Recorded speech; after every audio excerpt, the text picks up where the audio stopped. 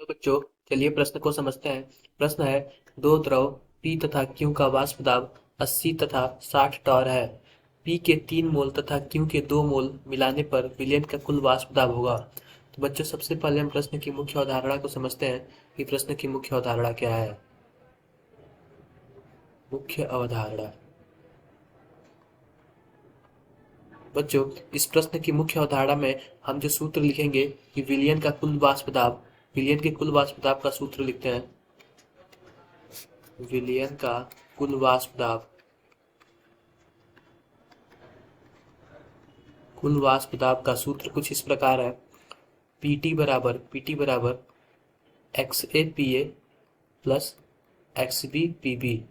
जो यहाँ पे एक्स ए है यह है मोल प्रभाज, ए का मोल प्रभाज,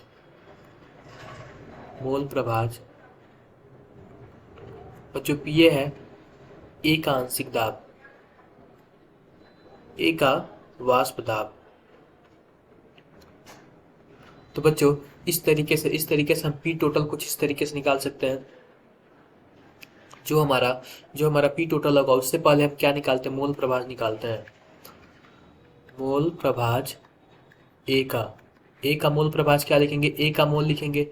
हमारे यहाँ पे बच्चों ए और बी नहीं है, यहाँ पे पी और क्यू है, तो हम सबसे पहले पी और क्यू लिखते हैं।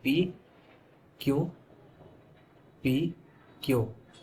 तो हम पी का जो मोल प्रभाज लिखेंगे कुछ इस प्रकार लिखेंगे कि पी के कितने मोल है, 3 मोल है, और कुल मोल कितने हैं, 3 + 2, यानी कि क्या होगा, 3/5 होगा।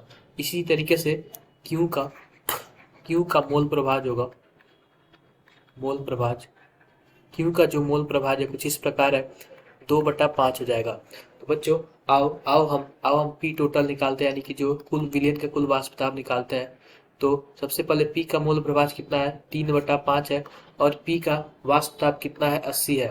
फिर प्लस करेंगे, फिर क्यू का मोल प्रभाज लिखेंगे, 2/5 करेंगे, और जो क्यू का जो वाष्प दाब है वो लिखेंगे, 60 लिखेंगे। तो बच्चों, इस प्रकार से हम यहाँ पे 16 कर दिए और यहाँ पे 12 कर दिए। तो जो हमारा कुल आया कुछ इस प्रकार आया, 48 + 24, यानी कि आया 72। 72 टॉर हमारा आंसर आया, 72 टॉर हमारा आंसर आया। तो बच्चों, इस तरीके से जो हमारा पी टोटल वो आया 72 टार, 72 टार।